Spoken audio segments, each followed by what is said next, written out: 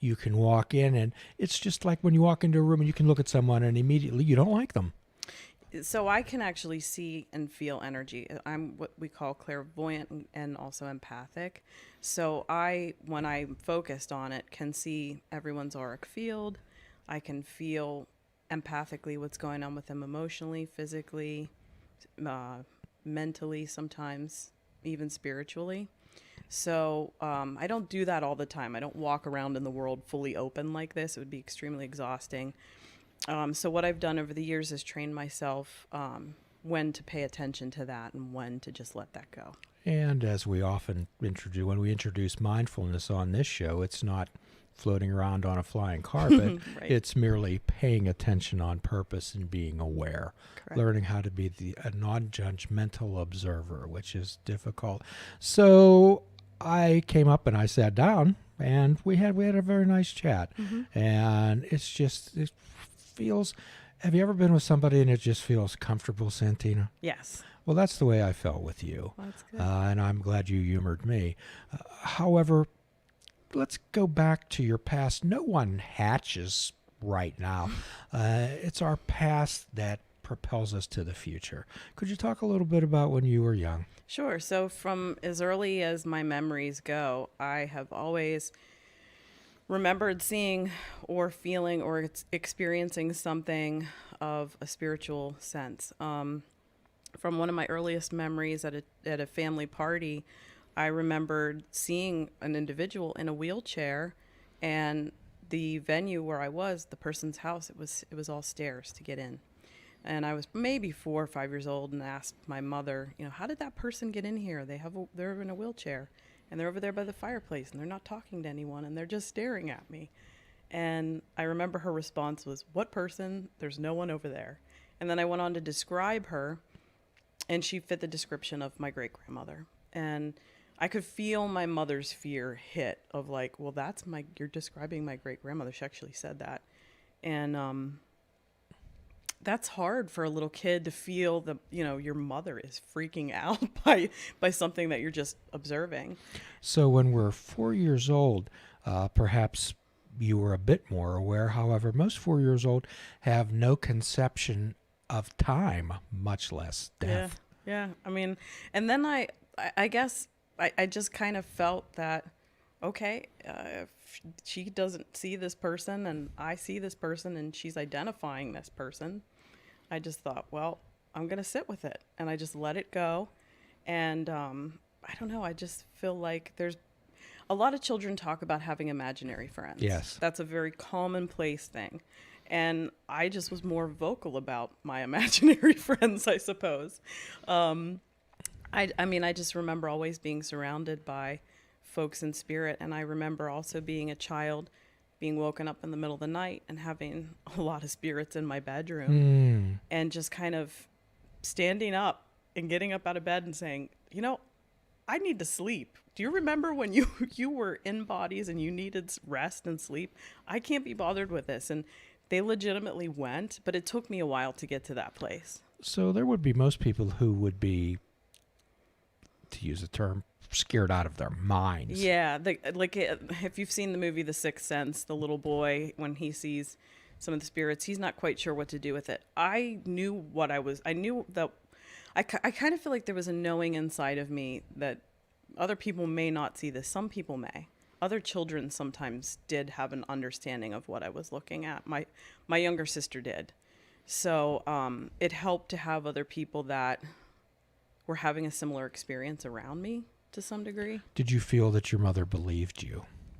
I think, and I don't think I've ever actually thought about whether she believed me or not. I knew that she was afraid of it.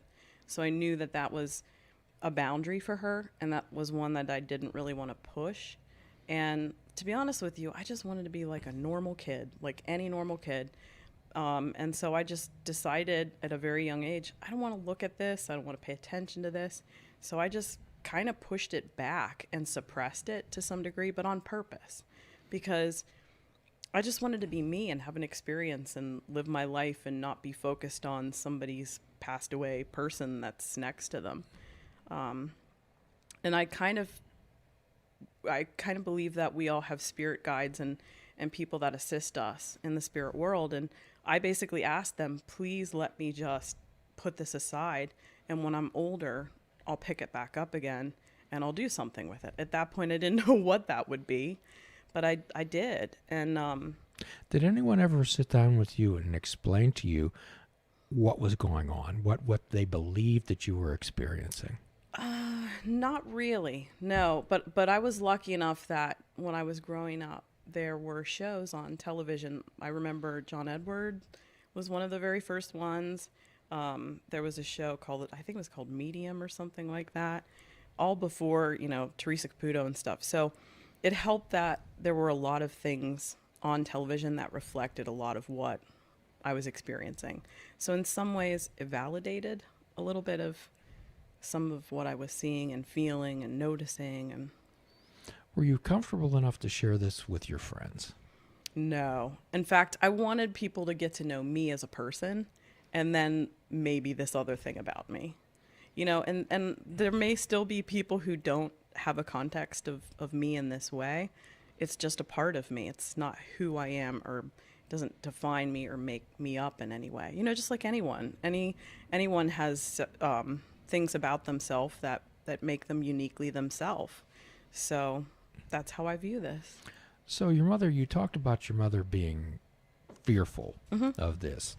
And quite often what we do on this show is help people understand that fear is one of the most fundamental emotions that a human being feels. And one of our most quoted persons, George Adair, stated that everything that we want and desire is on the other side of fear. So was your mother able to label and identify what that fear was? I've talked to her about this episode, and she tells me she doesn't really remember having the conversation with me. But right now, both of my parents fully accept and appreciate what it is that I do because they've seen it, they've witnessed it. Some of my family members have as well when people pass. So were you ever cautioned not to tell anyone? I can't really remember. I know that I just felt like I'm not sure what people's belief system is, and it's not something that I felt like I wanted to go and impose upon people. I didn't need to run and, sing it from the rooftops that, oh yes, I could see, I can feel what's going on with you, or I can see somebody who's passed away that's connected to you. So there's various forms of clairvoyance, and you're also an empath. Tell us about being an empath.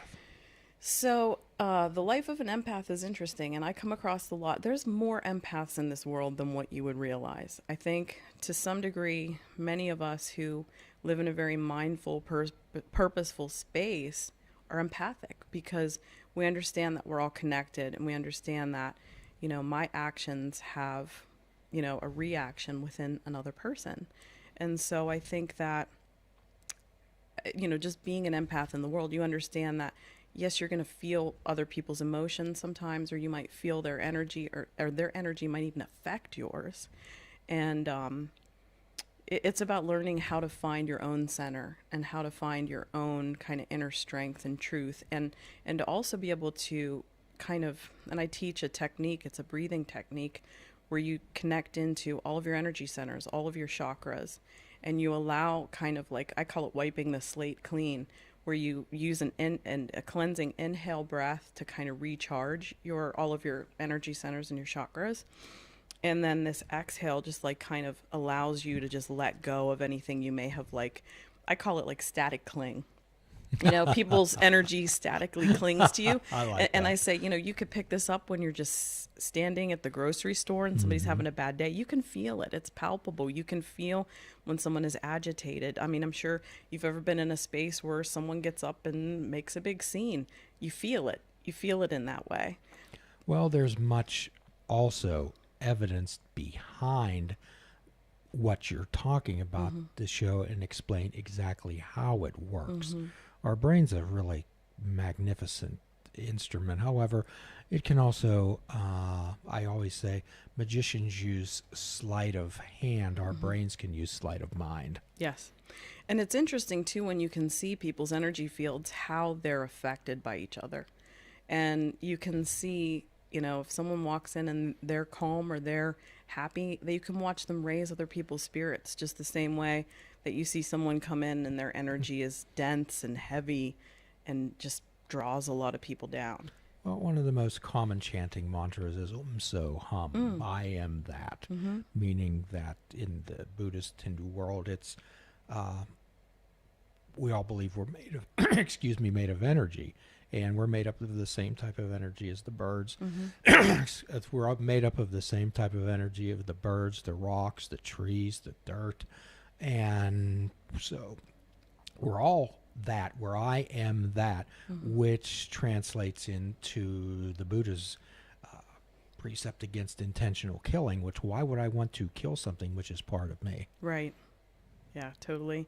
I had a really profound spiritual experience that kind of really solidified that for me, and I actually saw it with my own eyes.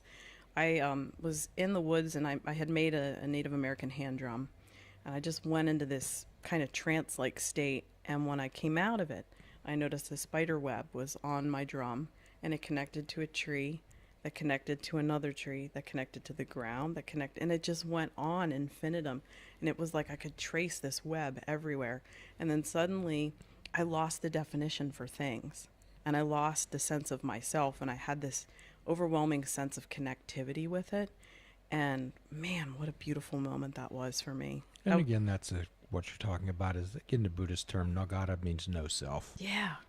And I know exactly what you're saying. That's, I guess, the closest I could come to describing that and really feeling that. So, however, some of the things we talk about, we help people do is we disconnect to connect. Right. Okay. And I know that this world's so full of sights, sounds, and images, and we're being bombarded with all of this information every moment, 24 hours a day. And it seems like people are addicted to that and feel like we're missing something if we're not part of that. Agreed. Yeah. I mean, one of the things that I think is important is that we all kind of learn how to disconnect. Like you were just saying, it's really important to learn what recharges you. Well, quite often we help people learn how to hit that reset button, even if they have to do it many times a day, by paying attention on purpose. And also that one of the concepts that we try to get across to people is that we're spiritual beings. We happen to be having this human experience, and it's the human experience that doodles us up and our concern with it, and that life's absurd. Yeah. I oftentimes tell people, remember, this is just a meat suit that we wear. This is temporary. What's inside of us is the thing that we are, and it's formless and timeless. And right, when we talk about the inner beauty, but how did you handle being able to walk around and feeling people's pain? You do learn to kind of disconnect. You do. You learn that because it's a survival mechanism, because you just can't feel all the time.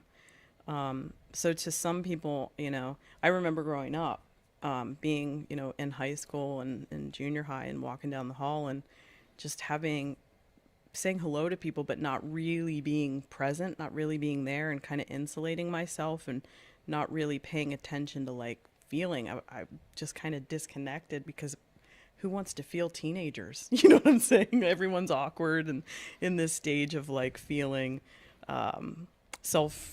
very self-critical and all this. So. Okay, so do you think that you were perhaps in jail? You'd be called an old head because you were perhaps a little bit disconnected. You were what I like to call a few standard deviations away from what their norm would be. Yeah, probably. I mean, I had to disconnect just for survival, because I would have been completely drained every day. So how did this interaction socially for you? It's funny because like what I would do is just make a lot of jokes. I was class clown. I really learned to just kind of focus my energy in spaces where I could try to raise the vibe rather than connect to a space where it's yucky or whatever. So who did you have to actually share these things with and discuss and say, hey, here's what's going on in my life? I never really did feel like it overwhelmed me, because I really shut it down when I was growing up. But luckily, when I finally, so for most of my childhood, I really did suppress it and even early adolescence. But then once I got to be in around college, a lot of my visions, my psychic visions started coming back. So much so that, when I would go out with friends, I would see what could potentially happen if we didn't, if somebody didn't, that wasn't the designated driver. And I remember seeing this whole experience and explaining it to a friend of mine. And I said, you absolutely have to be dry tonight because I saw this car accident. I saw it happen here. I saw it happen at this time. I looked at the dash and I described the vehicles involved with it. So we go out that evening and we come back and she upheld it. She was fine. And we watched that accident, that exact accident. And she was like, how did you know that happened? And I said, I don't know how I know these things. I'm just glad you listened to me and that we were safe. So I'm sure that you are well aware that should you go to a psychiatrist or a therapist, somebody who wasn't open-minded, that they would want to medicate you. Yeah, for sure. And I would absolutely say, no way. Just because so many of the things that I have seen or experienced or expressed to people legitimately make sense. And they legitimately end up ultimately either healing or giving some sort of resolution, or in my case, keep me safe. So when did you come to the point where you decided that I don't care whether they think that I'm lying, crazy, real? How did you get to that point where you were comfortable with yourself and says, hey, I know who I am? I mean, I probably felt that way. I would say sometime in my late 20s, early 30s, something along those lines, because I think I had matured to the point, and I had done a lot of spiritual work and internal work on myself as well, to know what my truth is and what I'm about and what my mission is. And I know that my soul's work is to use my gifts for the best, and to help people in any way that I can. And if I can connect them to someone who's passed over so that they can have some resolution, or so that there can be some communication between them, or something along those lines, then I'm going to do that. I'm happy to be a tool for that. So what we often help people do is to decide that we suggest to them, they can get angry as if they choose, that being a mama or a daddy or a brother or a sister or a friend or an employee doesn't define who you are. It's your Correct. values and your choices that define who you are. And we help people clarify that. And then we suggest to them that they'll be a better mama, better daddy, better brother, sister, or whatever. So it sounds like you had to do a lot of this work on your own. Yeah, I really did. But I'm glad that I did, because in that there was a lot of self-discovery. I mean, I really did. But, it's interesting because the more that I think that you're open to other people, the more you can understand that there's similarities that you have with them, even though it might be a different type of an experience, So how did you find these like-minded people? So lucky for me, I ended up, and this store doesn't exist anymore, but it's dear in my heart. There was a bookstore in Sewickley called the Open Mind Bookstore, and I found it, and I found a community of people that just got me. And so it was wonderful to finally have this kind of community. And then there was another store that was called Journeys of Life, and it was just a wonderful, supportive community of people that they all understood, and it just felt like a home. Was there a mentor? Yeah, I mean, there have been many mentors, I think, over the years. So I've taken, different classes. I went up to Lilydale, which is a spiritualist community of mediums, in New York State, and I'd taken some classes up there. I'd read some books, that connected me to my emotional intelligence, so that I could, because I really do feel like when you're going to take on the responsibility to work with other people in a way that you're connecting on a very spiritual plane, it's your responsibility to be, I think, as connected and as aware of your own stuff as you potentially and possibly could be. And I'm not saying I'm a perfect person, absolutely not. I've got my own things. In fact, many times when I'm in session with someone, I will go, oh, that's good advice for me too. And I'll say, and I'll thank the person for coming, and I'll say, there's no there's no I don't believe in coincidences. I believe in like synchronicities. Mhm. And I said, and I would say to them, hey, thanks for coming here because you brought this into my awareness just as much as I'm bringing it into yours. Well, sure. One of the things we try to do is point out blind spots to Mm-hmm. people, and quite often there's a old 12-step saying, Santina, that says you can't read the label when you're inside the bottle. Mm-hmm. Okay, that has much more to do than drug and alcohol addiction. Mm-hmm. It's when you're in a relationship or in distress or sorrow that you can't read the label, but others can. Right. So perhaps you help point out the label. Yeah, and then they help me read my own, I guess, to some degree. How are you taking your own advice? Yeah, so I do. I kind of feel if I'm going to tell someone to take this advice, I also have to follow it. So a lot of times, I will listen to that. But I do try to, as much as I can, help people to develop their own intuition because I do believe many of us have intuition. I actually believe all of us do. It's just a matter of how suppressed it is. And so I teach actually intuitive development and psychic development and mediumship development out of two different places in the area. Could you share that with us? Sure. So one of them is in the north part of town in Millvale. There's a nice little place that just started up, I think maybe a few years ago, called the Millvale House. And they've got it's a nice little community center in the town of Millvale. And there's a sound healer there who does sound baths. There's a Reiki healer. There's somebody who does astrology. And there's also a woman who does tarot. So they have a really nice array of things. And I do workshops out of there. So I think our next one will be in December. And we're going to do it on angel communication because, 'tis the season for everyone to be having angels on their tree. But it's like, well, let's not just put the ornament out there. Let's connect in with that angelic realm and that energy of helping and healing and being an angel in this world. Okay, so what you're trying to do is help people connect. Yeah. And then the other space that I teach out of is in the South Hills called Inner Roots. And it's actually a storefront. And then they have workshops in the back. So I do a monthly psychic development class there that's normally the second Friday of the month. Okay, well, what we often ask people to do is differentiate between an expert's mind and a beginner's mind. And we've often referred to an expert's mind as like a thoroughbred horse that's trained to do one thing and they do it well.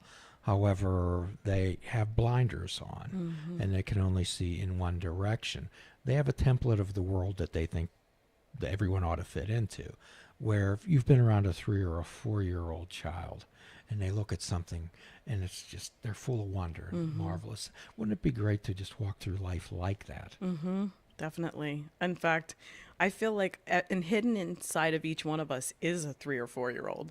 And I feel like the more we let them out, the more we can be in joy and we can be like our truest self. I do. I feel there is something to connecting into that childish, I guess, innocence. Well, we often help people figure out what's important in their lives, as most things are not. Right.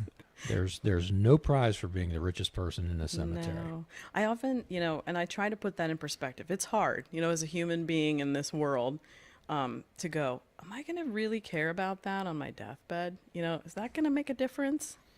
Well, quite often I'll ask people, well, what do you want on your tombstone? I clean the house every day real good. Right. Right. And it's like, I don't even really care what's on my tombstone or if I even have one, to be honest with you. Because, yeah.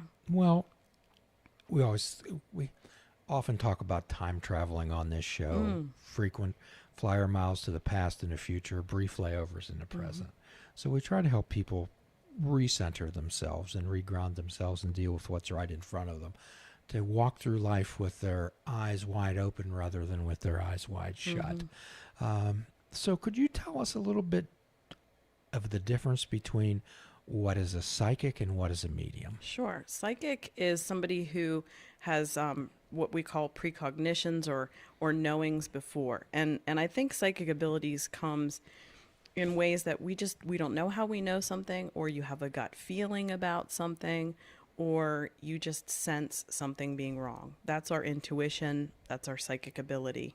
So I believe that we as human beings, we had this. I think this was a critical component that we had when we were hunters and gatherers. We needed to have a sense of what was around that corner. Was it going to want to eat me? And I think that we've been domesticated, and we don't need this aspect of ourselves as much. And so we value the intellect over the intuitive aspects of what we have inside of us. So that's why I firmly believe that we can develop this. And some of us are born just naturally very connected and very attuned. But some of us, it's just kind of like, I like, somebody had said this, and I'm going to borrow it, and I don't know who said it, but it's kind of like learning to play the piano. Some of us are born as virtuosos. Some of us need to practice 8 hours a day. And so it's just a matter of kind of being, figuring out who you are. And even if you are born a virtuoso, you still have to practice and refine that skill. So what we have, when we talk about in a 12-step world, what we talk about is about the whole basis of 12-step recovery is about having a spiritual connection with something.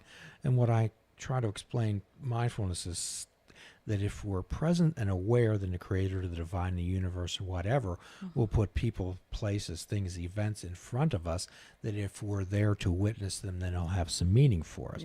But I'll suggest to people that most of the time we have so much chatter going on in our head, or so preoccupied, that creation could be happening in front of us and we wouldn't see it. Right.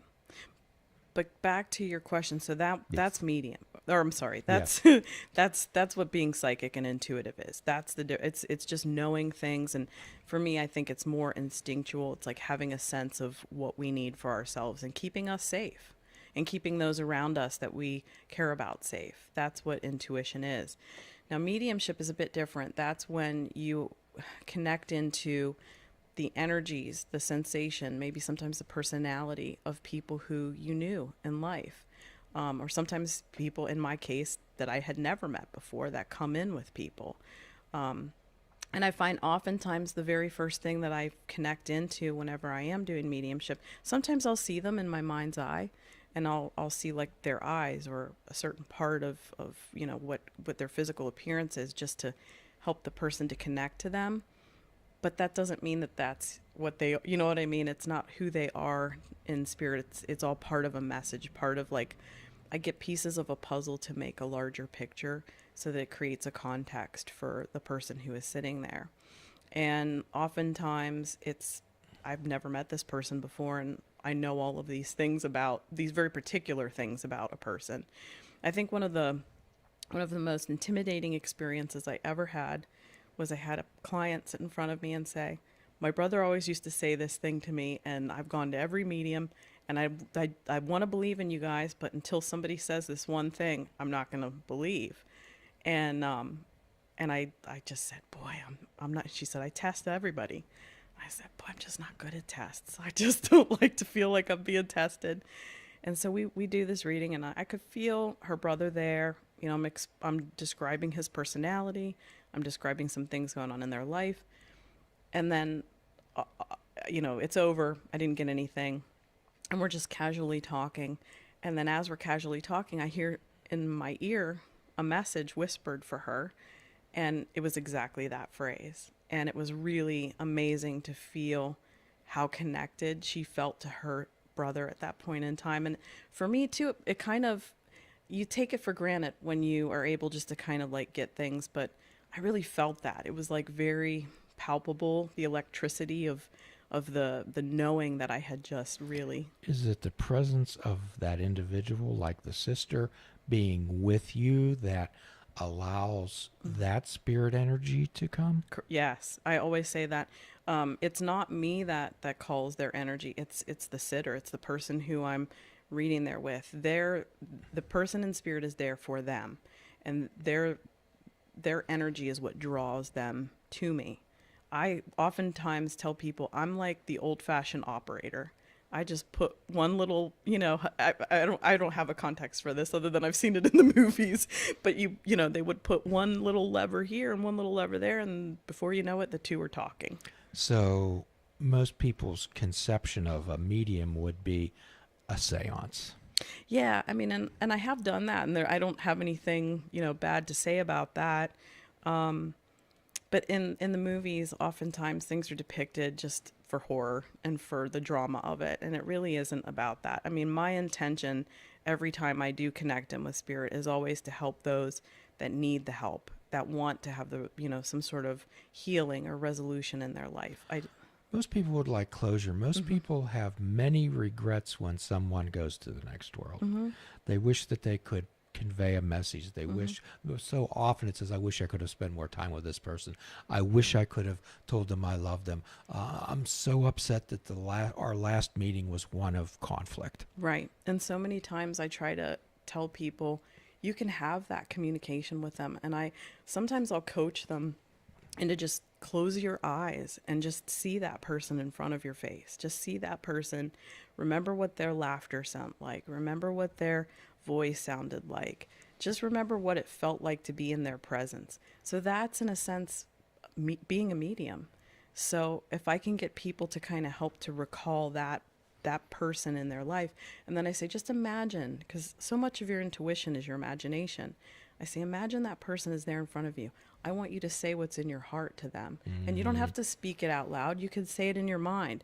In fact, whenever I was a child and I would see people in spirit, it was all telepathically happening. It wasn't that I was talking in crowds to people.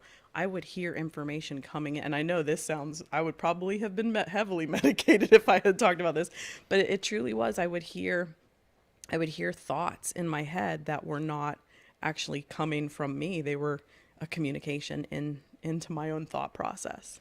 So the message is what the spirit world, an individual, the energy is trying to get across to their loved one generally consists of? Mostly, I mean, whenever people are in the world of spirit, and there's so many different people that I've connected in with, and I feel it's such a privilege, to be able to connect in with people.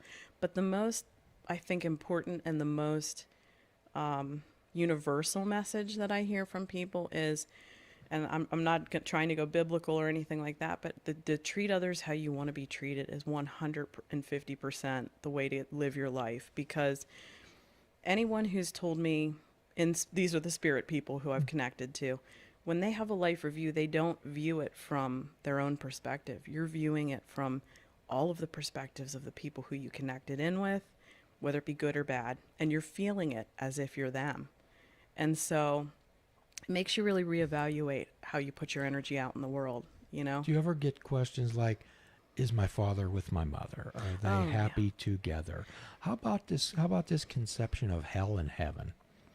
I feel heaven and hell are present in our conscious awareness. I really do. I mean, we can create our own hell. We really, truly can, by our actions, by our thoughts, by our habits, by our choices. Hell can be here.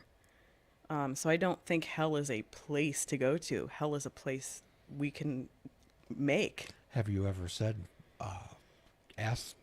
been asked by someone, is my mother in hell? Not really. I don't think anyone has ever. Now, I have connected with people who, in the spirit world, have taken their own life. Mm-hmm. And people are often, are they in heaven? How do I know that they're in heaven? And what I believe is that we all go back to the space that we came from. We all go back to source. And we all go back to this place of just love and acceptance and peace is the best way that I could describe it. So whether you want to call that heaven, sure, they're in heaven. But I think heaven can be here on earth too. It can be, I really feel that heaven and hell are things that we create, Well, most of these terms have been created by other people as partially control, I believe, and everybody can get upset with that if they choose to. Right. However, most people, when they view spirits, what conjures up into their mind is ghosts. Mm-hmm. And do you have people have that conception? Because most of the things about ghosts have been by horror writers and movies. Right. And again, fear is oftentimes things that we don't completely understand. And so, I respect people that are into ghost hunting and want to do that kind of thing, but don't take me along because I'll ruin the fun for you and just give you the message of what they're just trying to say.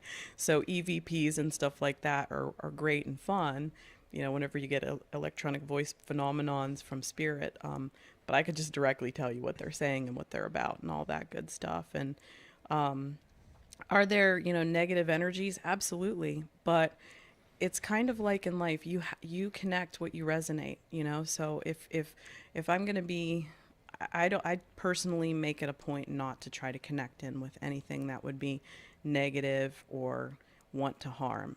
I've been in spaces where I've connected in with that and felt it just because of the residual energy in that space. But, I feel a strong connection to my own angels, to my own guides, and I feel very protected. And whenever I feel I'm in a space that I don't want to be in, I simply remove myself. And I often tell people, because people are afraid, oh, well, if I go into a space that's haunted or has bad energy or negativity, am I going to take that? Interesting word. Could you play more up on the haunted aspect? Yeah. So they talk about, well, if I go in there, am I going to take that home with me? And I say, well, if you want to, you can. So if you don't want to, then make it clear that nothing is allowed to connect with you in that way. And I said, and keep your energy high and don't be afraid, because the fear is the doorway in. And so... Could you repeat that, please? The fear is the doorway in for evil or malevolence or any of that stuff. I heard you. I just wanted everyone out there to repeat that, because my own philosophy is that the only power these things have is the power you give them. It's true. And I think this is something you've probably heard over and over again, but fear is that false evidence appearing real. And that's truly what it is. I mean, if you really do look at your fears, some of them that aren't, life-threatening, of course. How about people who tell you you're opening up a channel to the darkness? Yeah, the only way that you can open up channel to darkness is if you make that be your intention to do so. I really do believe that most people, I think our nature is to be loving and kind. And I think that's what nature is. If you look at nature, it heals itself. Our bodies heal themselves. So there's this overwhelming, resounding evidence of things wanting to help you in this world. There aren't many horror stories or writers who write about Casper, the friendly ghost. Yeah, that's true. Because it doesn't sell, and everyone likes to feel, I guess, that sense of, oh, I'm not sure what this is, and that's a legitimate, human experience. But I feel like, are there things that frighten me? Sure. I mean, I scuba dive. That's one of the many things that I do, and I have been in the ocean with many sharks, like migrating hammerhead sharks. And at first I wasn't afraid, because I knew that these sharks, I was so far out in the ocean, they had never seen a human. They didn't know what I was.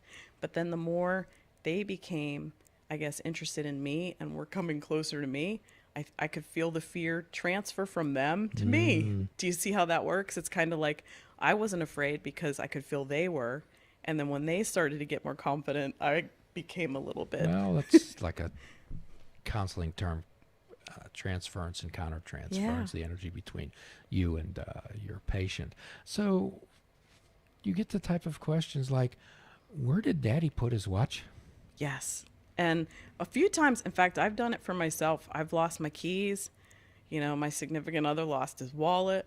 I can connect in sometimes and find some things. I'm not going to say I'm 100% on, but a lot of times it's just a matter of like, I don't know, you just use that ability, that intuitive ability that I talked about before that we had when we were more living with nature and our life depended on that.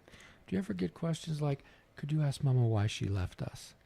Or something like that?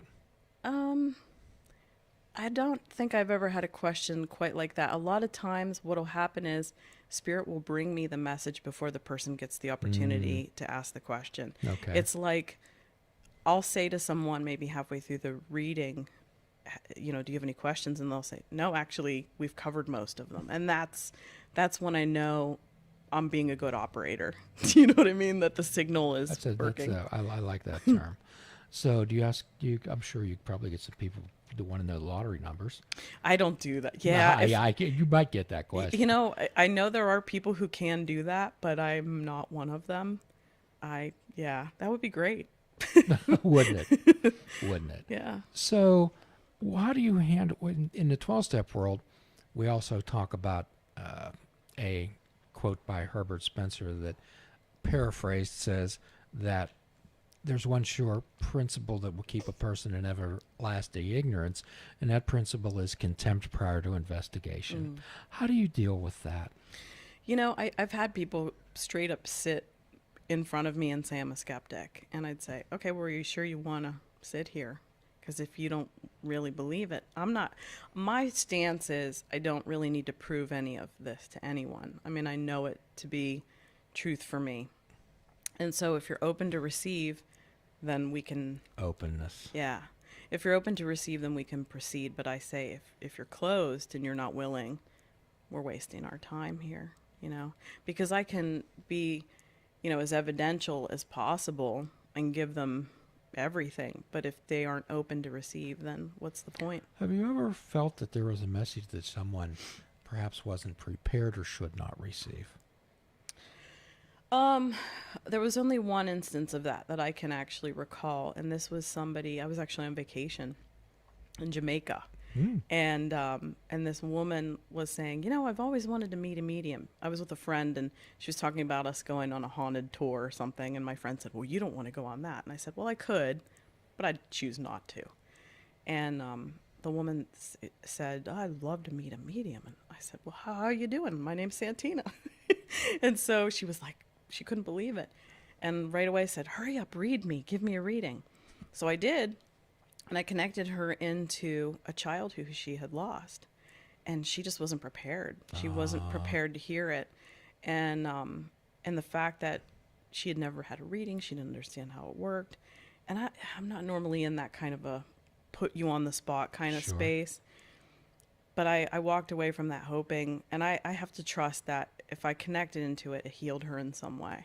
But I think it was quite upsetting because she couldn't believe that somebody this person who she just sat here, this stranger, would know these very intimate details about her life. So, how do you explain to people when there's so much misinformation out there that's just made up about spirits being rooted to a spot or a house or a certain area? Well, I mean, they can be. I mean, I wouldn't say it's completely false, but I would also say that, it's possible to release energy and to help energy to move away. If there's anything, it's like energy doesn't stay stuck forever. That's like, if you were, that's a scientific kind of a fact. And so I guess in that space, I try to help people and enable them to free the energy in that space. If they feel something is stuck, if they feel something is residual, I work with them. And a lot of times the things that are stuck are because of the person who is maybe keeping them stuck there or connecting into that. What are your thoughts about exorcisms? I don't really feel like I could probably comment on that because I don't have any experience with it. Mm-hmm.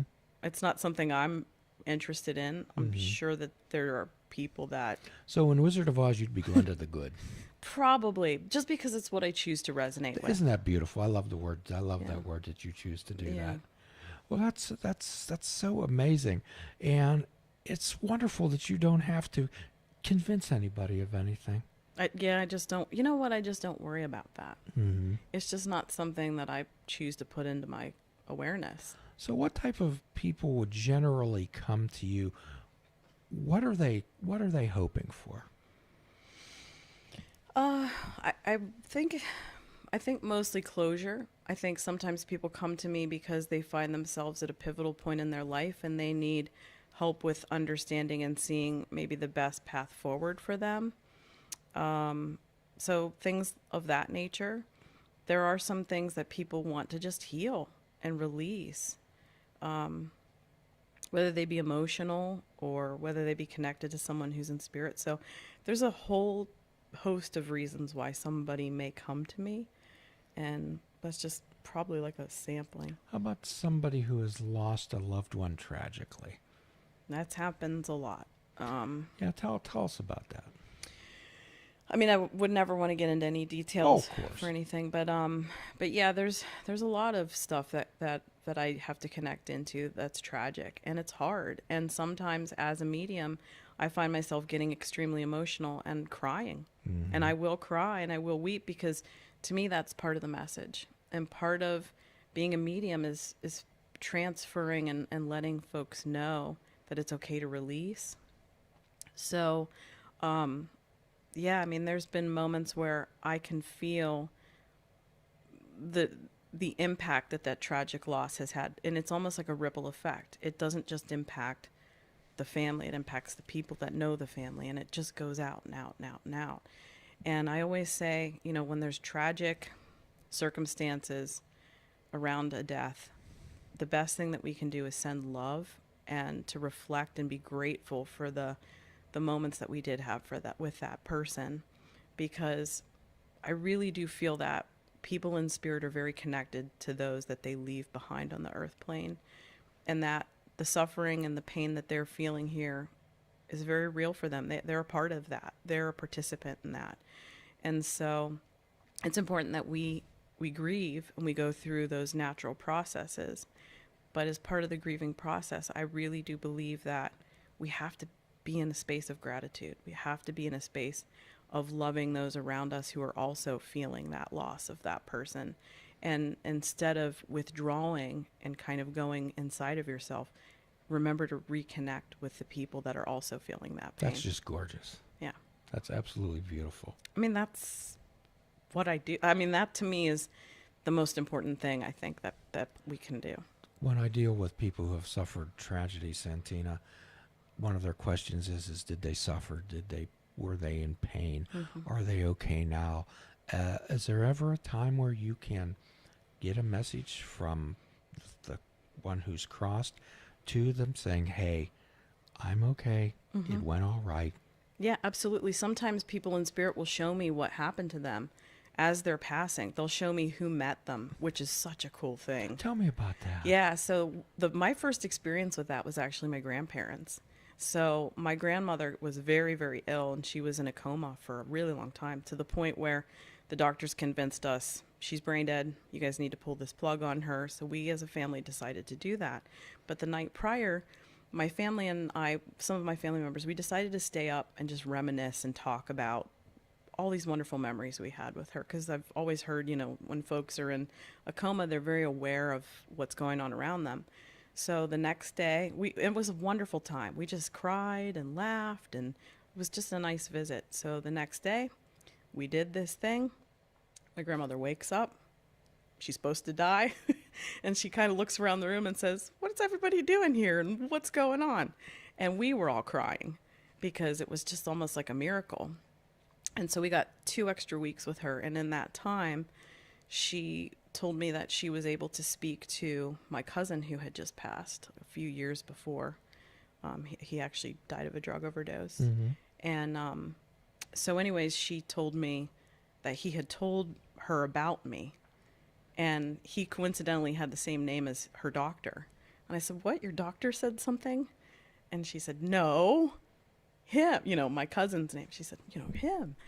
And then I realized, oh, so she knows. And she said, "So I know that you can talk to me when I'm not here." And being raised very Catholic, you know, that wasn't, I never felt like that was something that I could express to her or that she would understand, but she did. And she kind of said to me, "Why didn't you ever tell me before?" And I said, "Well, would you have understood? Would you have accepted that?" She said, "Probably not, but I get it now." So it was really cool for me to have that experience with her prior to her passing. And then the day before she passed, the doctors were going to release her to go home. And I had a knowing inside of me that I needed to go and be with her. And it was wonderful. I was with her the day before, and she ate lunch, and we had lunch together. And it was fantastic. And you know, I talked in terms that, "Oh yeah, you're going to go home," but I had a knowing that even though she looked well and the doctors told me she was going home, I just felt inside of myself, no, this is probably going to be the last time. And it was. And even being there in the room and watching her energy and her spirit leave her body it was amazing. So they were teachers for me. They were teachers for me, and I had that later on in life. And then when my grandfather passed, she came to visit him, and my grandfather expressed to me, your grandmother came down the stairs. She let me know that I'm going to be going up there with her tomorrow. And so I guess this is, I'll talk to you later. He said, oh, she told me about you, and I'll be talking to you. And he said, so I want you to go ahead and have a good life. I just thought, wow, that's awesome. That was one of the most beautiful moments, I think, that I had with my grandfather. Well, in the Buddhist conception of life and death, that death is the natural progression of this human experience, and that it's just a crossover to the next life. Yeah. Yeah. And also that death defines life. It's true. Yeah. So actually you're a healer. You try to help people, not necessarily answer questions, but try to make that connection. And right. The continuity of kind of the connection. We may pass on from a physical existence, but our love and our personality and our being, our sense of beingness doesn't. It exists in some capacity. So what we try to help people understand, that it's important to be present and aware with people that you care about, and to add to and reinforce those relationships and let them know. Let them know how important they are in your life, and what a privilege. It's, of course, there's grief, there's sadness when somebody's dying, preparing to cross. However, I try to help people understand what a privilege that is to be with them as they're preparing to cross. Oh, absolutely. Yeah. I really feel, I don't know, I think there's two very special places. And, one is like, the neonatal unit in the hospital. And then another would be like a hospice. Those are two very spiritual places when you're just so close to, I guess where we come in, source, whatever you want to call it. So when you walk through a hospital or when you walk through a nursing facility, it's overwhelming. I actually don't like walking into those spaces just because of the fact that you will feel every spectrum of the emotional rainbow, I guess you could call it, because you can feel the joy of new life, you can feel the sadness of life lost, you can feel, the fear of diagnosis. It's just it's a big energy soup that it's an energy soup. It's an energy soup in there, and it's almost more of like a jambalaya because you don't know what's in there. It's all big old mix, but at the same time, it's a beautiful mix, so I hate to say that it's hard for me to walk into a space like that. Not that I won't, but yeah, there's a lot going on. So, okay, it might be like walking into a concert and all the speakers are aimed at you, and 10 bands are playing. That's pretty much what it's very overwhelming, Mm-hmm. very overwhelming. But it's part of life, and it's also very beautiful too. So, how does this play out in your Earth life with the Earth people? Well, with the Earth people, I try to be, I don't know, I just try to, I'm a human being having an experience too. So yeah, it's fun to talk spiritual talk and be connected to spirit and be in that space. But then it's almost like there's a switch that goes off, and then I just go into like my normal existence. And what do you like to do for fun? What gives you some joy? What gives me joy? Well, I love doing this stuff. This, like, talking about it, teaching other people to do it. That gives me a ton of joy. Like I said, I love to scuba dive. That's where I go to recharge. So I go to the ocean. I get myself 60, 70 feet below the waves, look up and go, oh, I'm home. That's basically my happy spot. And I don't know why it is, but I think maybe because there's not a whole lot of spirit activity under the ocean, too. So it's my way of kind of like disconnecting from all of that. So, do you find there's more females or males that have this type of sensitivity? I've noticed that there's more females, but that doesn't mean that there aren't males. I just think, I don't know why there aren't an equal amount, but there are some. But it seems like mostly the people that come to my classes and whatnot and that are very open are mostly female. That's not a big surprise. Yeah. What would you say to somebody out there who's saying, You know what? I think I kind of feel what Santina feels, Mm-hmm. and however, I'm afraid to tell anybody. Yeah, then I would say come on out to one of these classes and meet a whole bunch of people who are doing things and feeling things that are similar to that. Could you share a little bit more about those classes again for our listeners? Sure. So I teach at two separate places, one in the north, one in the south, every month.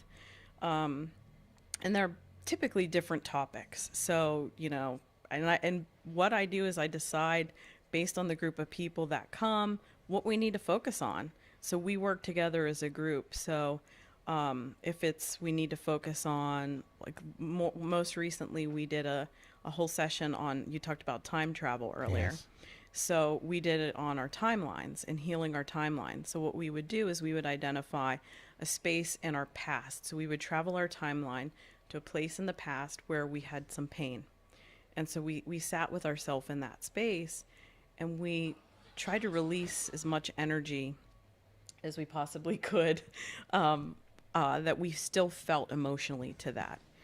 So you also talk about connection with your previous self, your inner self, your younger self. And we go to future self too. So we also went to the future and traveled down the timeline to where we want to be, what we want to manifest.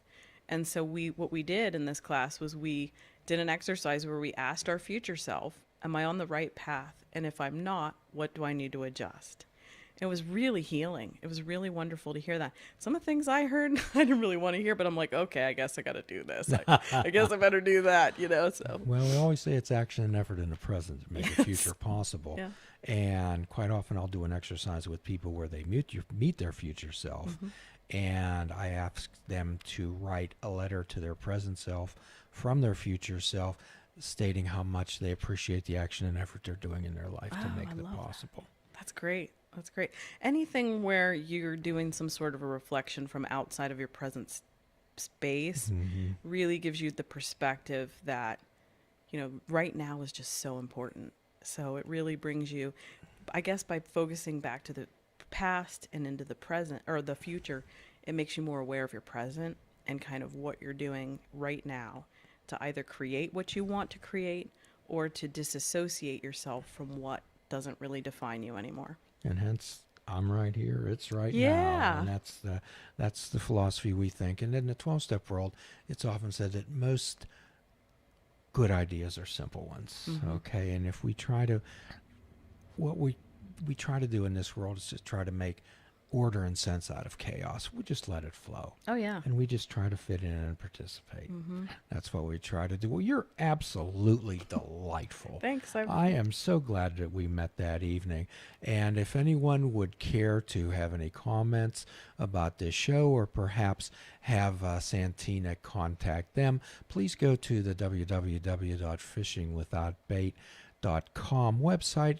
Visit us on our contact page, and we'll attempt to make that happen and facilitate that. And as always, at the end of every show, we offer a free prescription: fruits, nuts, and vegetables. Shut off your TV and take up fishing. And for a truly mindful experience, we suggest that you fish without bait. Do a kindness for yourself, do a kindness for another. Forgive yourself and forgive another. Till all are free, none are free. Namaste.